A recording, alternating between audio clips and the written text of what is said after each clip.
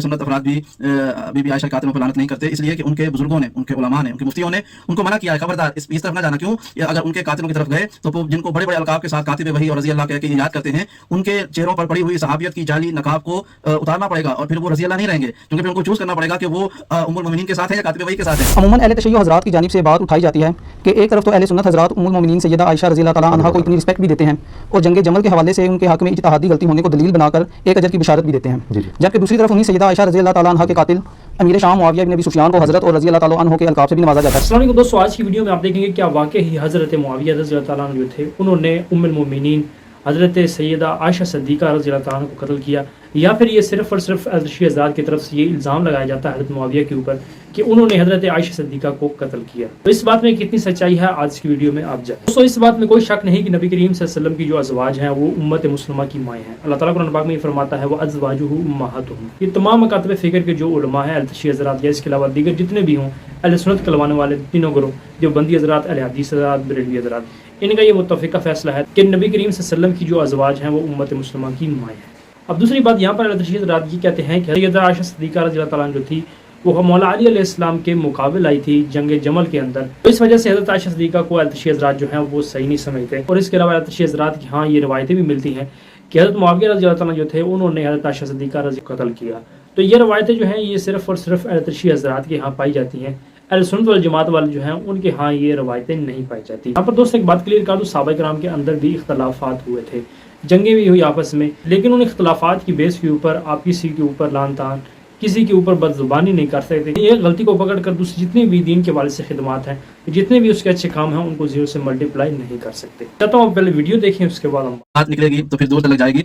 जो आपका आखिरी सवाल था ना कि अहले सुन्नत अफराद भी बीबी आयशा कातिल पर लानत नहीं करते, इसलिए कि उनके बुजुर्गों ने, उनके उलमा ने, उनके मुफ्तियों ने उनको मना किया है, खबरदार इस तरफ ना जाना। क्यों? अगर उनके कातिलों की तरफ गए तो जिनको बड़े बड़े अलकाब के साथ कातिब वही और रजी अल्लाह कह के याद करते हैं, उनके चेहरों पर पड़ी हुई सहाबियत की जाली नकाब को उतारना पड़ेगा और फिर वो रजी अल्लाह नहीं रहेंगे, क्योंकि फिर उनको चूज करना पड़ेगा कि वो उम्मुल मोमिनीन के साथ है या कातिब वही के साथ है, तो वो फंस जाएंगे। अब वो एक तरफ खालुल मोमिनीन हो, एक तरफ उम्मुल मोमिनीन हो, तो बच्चा बेचारा परेशान हो जाएगा ना कि वो माँ का साथ है या मामू का साथ है। तो इसलिए जो है वो उनकी परेशानी वजह है, इसलिए खामोशी इख्तियार करते हैं। यही वजह है कि आप देखें जंग जमल में कहते हैं खामोश, सिफीन में कहते हैं। पहला सवाल इंतहाई क्रिटिकल है।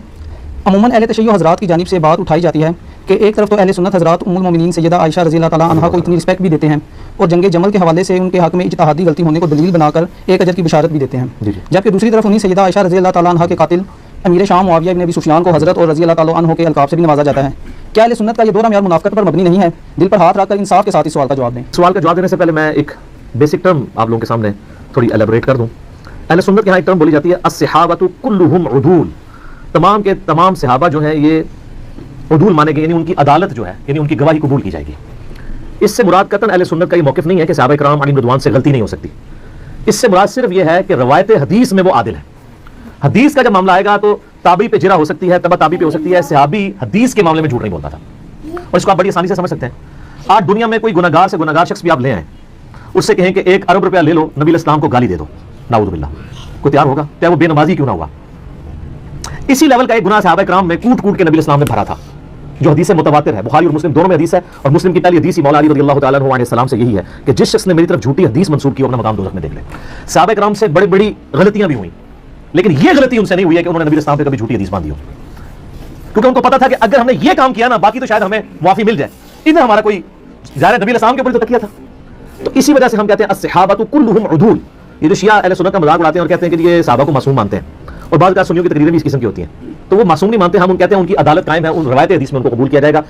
इवन वो सहाबा जिनसे बड़ी बड़ी इस तरह की चीज़ें रिपोर्ट हुई हैं बुखारी और मुस्लिम में, चाहे हज़रत मुआविया रज़ियल्लाहु तआला अन्हु हो, हज़रत मुगीरा इब्न शुअबा रज़ियल्लाहु तआला अन्हु हो, हज़रत अमर इब्न आस रज़ियल्लाहु तआला अन्हु हो, और इसी तरीके से बुसर इब्न अबी अरता हो, बाकी लोग हों, हदीसें इनसे कबूल की गई हैं। हत्ता कि मैं आपको बड़ी हैरानकुन बात बताऊँ, आप सुनन नबी दाऊद खोलें, इंटरनेशनल नबी के मुताबिक 4129 नंबर हदीस है। इमाम इब्न सीरीन ताबई अल-मुतवफ़ा 110 हिजरी ये हदीस रवायत करते हैं, और हदीस रवायत कर रहे हैं हज़रत मुआविया से रज़ियल्लाहु तआला अन्हु।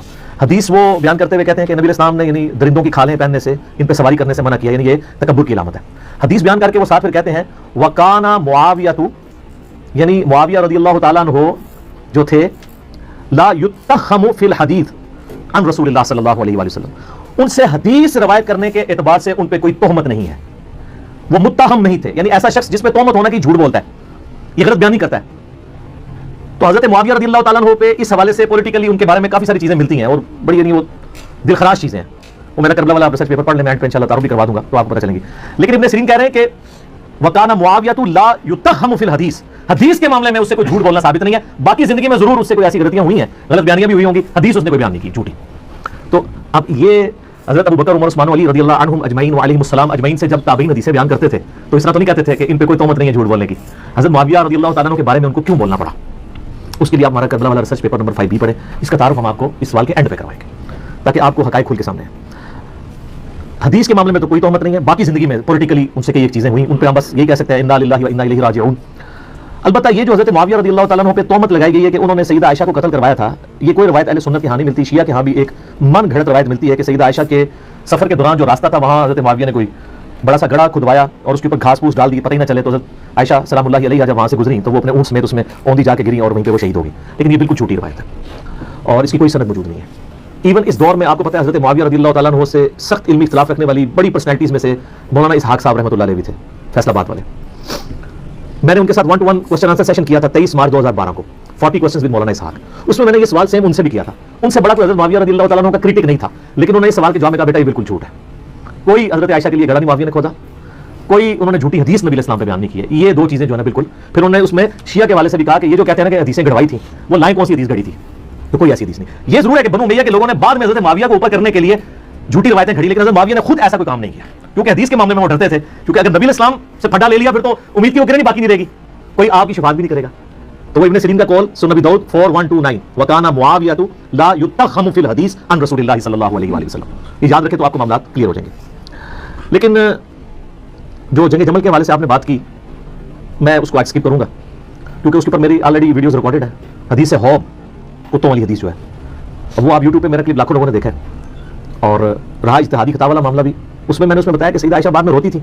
صحیح بخاری میں موجود ہے کہ انہوں نے کہا کہ مجھے میری سوکنوں کے ساتھ دفن کرنا, میں نہیں چاہتی کہ ابو بکر, عمر اور رسول اللہ کی وجہ سے لوگ میری تعریف کریں. بخاری میں بس اتنی حدیث ملتی ہے.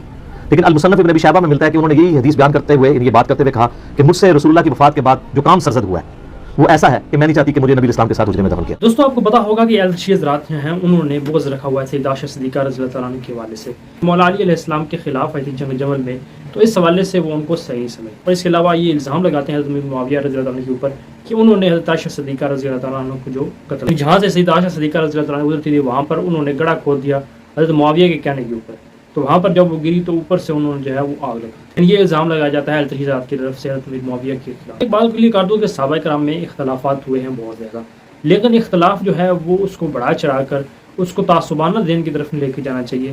یعنی یہ نہیں کہنا چاہیے کہ یہ بندہ جو ہے اس نے اس طرح کا کام کیا ہے تو لہٰذا اس کے دین کے حوالے سے جتنی بھی خدمات ہیں وہ زیر سے ملٹیپلائی کر دی جائیں. ایسا ہرگز نہیں ہو سکتا اور ایسا کرنا بھی نہیں چاہیے. جس کی جہاں پر دین کے حوالے سے خدمات ہیں اس کو اپریشیٹ کیا جائے گا اور اس کی دین کی خدمات جو ہیں اس کو اللہ تعالیٰ ہی اس کا اجر دے گا.